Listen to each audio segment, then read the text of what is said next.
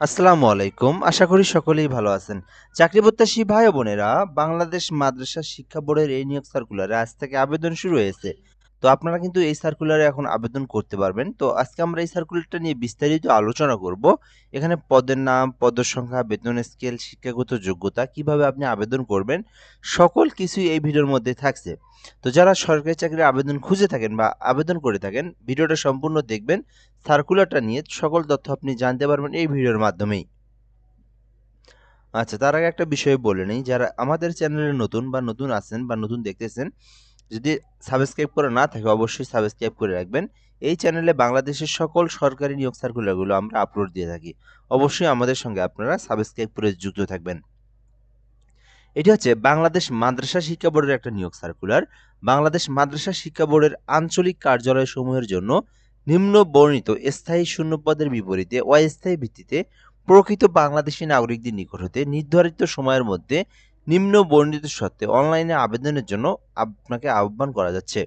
অর্থাৎ বাংলাদেশের যে কোনো জেলার যে কোনো প্রার্থী আবেদন করতে পারবে, নারী পুরুষ উভয়ে আবেদন করতে পারবে। আর আবেদন করতে চাইলে অনলাইনের মাধ্যমে আপনাকে আবেদন করতে হবে। আর এটা কিন্তু একটা সরকারি নিয়োগ সার্কুলার, স্থায়ী নিয়োগ সার্কুলার।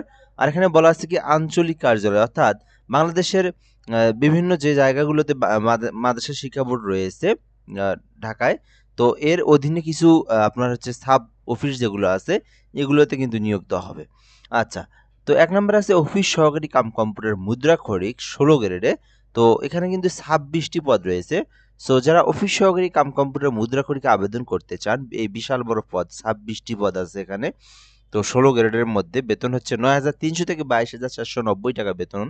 তো এটাতে যারা আবেদন করবেন তাদের শিক্ষাগত যোগ্যতা প্রয়োজন কোন স্বীকৃতি বোর্ড হইতে অনন্য দ্বিতীয় বিভাগ বা জিপিএ 2 পয়েন্টের ততোধিক। অর্থাৎ আপনি যদি যেকোনো স্বীকৃতি বোর্ড হইতে 2 পয়েন্টের উপরে যদি আপনার রেজাল্ট থাকে এবং আপনি যদি এইচএসসি পাস করে থাকেন অথবা আলিম পাস করে থাকেন, এখানে বলা আছে আলিম বা সমমান।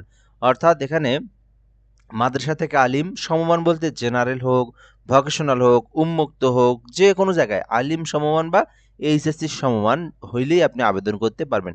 এক কথায় আপনি এইচএসসি পাস করা থাকলেই কিন্তু আপনি এই যে অফিস সহকারী কাম কম্পিউটার মুদ্রাক্ষরিক ১৬ গ্রেডের এই পদে আবেদন করতে পারবেন। যেহেতু কম্পিউটার অপারেটর, সেক্ষেত্রে অবশ্যই কম্পিউটার সম্পর্কে বেসিক যে নলেজগুলো, যেমন এমএস ওয়ার্ডে টাইপ করতে পারা, এক্সেল সম্পর্কে বেসিক ধারণা, পাওয়ার পয়েন্টের স্লাইড তৈরি করা, আদারওয়াইজ ইন্টারনেট সম্পর্কে বেসিক নলেজ জানা থাকলে আবেদন করতে পারবেন।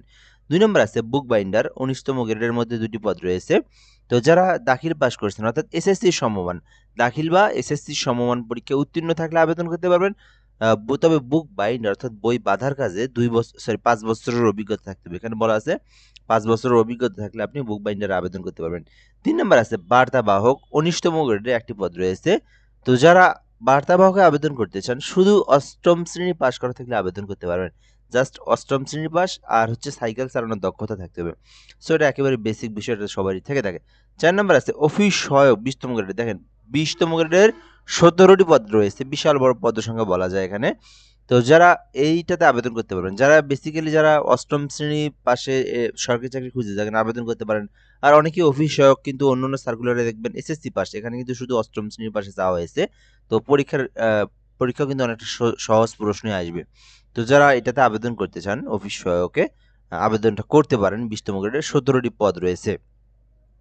তো এখানে কিন্তু আর কোনো অভিজ্ঞতা বা কোনো কিছুর প্রয়োজন নেই। অষ্টম শ্রেণী পাস থাকলে অফিস সহায়কে আবেদন করতে পারবেন। আচ্ছা, ৫ নাম্বার আছে মালি, অর্থাৎ হচ্ছে মালি কাজের আরকি ২০তম গ্রেডের একটি পদ রয়েছে, অষ্টম শ্রেণী পাস। সো এই যে বাংলাদেশ মাদ্রাসা শিক্ষা বোর্ডের অধীনে যে অফিস আছে, অফিস ভবনে যে মালি প্রয়োজন, তো নিয়োগ দেওয়া হবে, একটি পদ রয়েছে। যারা আবেদন করতে চান করতে পারেন। ৬ নম্বরে রয়েছে পরিচ্ছন্নতা কর্মী, ঝাড়ুদার, পরিষ্কার পরিচ্ছন্নতার যে বিষয়টা। সো এখানে কিন্তু একটি পদ রয়েছে। শুধু অষ্টম শ্রেণী পাস করা থাকলেই কিন্তু আপনারা পরিচ্ছন্নতা কর্মীতেও আবেদন করতে পারবেন। তো এখানে আপনি আপনার শিক্ষাগত যোগ্যতা অনুযায়ী যেটাতে ইচ্ছে সেটাতে আবেদন করতে পারেন। বেসিক্যালি যারা এসএসসি পাস অফিস সহায়কে আবেদন করতে পারেন, আর যারা এইচএসসি পাস কম্পিউটার সম্পর্কে জানা আছে কিছু, অফিস সহকারী কাম কম্পিউটারে আবেদন করতে পারেন। আচ্ছা, এরপরে মূল বিষয়গুলো দেখবো। আপনি এই সার্কুলারে আবেদন করতে চাইলে আপনার বয়সটা অবশ্যই ১৮ হতে ৩২ বয়সের মধ্যে হতে হবে। ৩২ বছর পর্যন্ত আবেদনটা করতে পারবেন। আর আবেদনটা কিভাবে করবেন সে বিষয়টা আমি আপনাদেরকে দেখে দিচ্ছি।